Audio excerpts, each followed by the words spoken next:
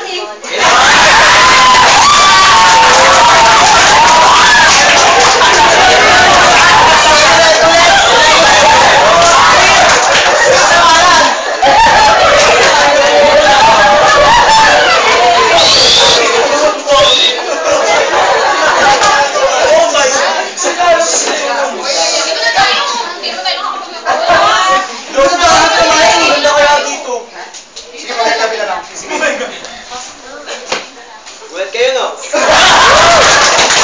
Nakakasali ako, pero nagkakamali kayo. Nag-advertise lang ako. Getting connect with the people.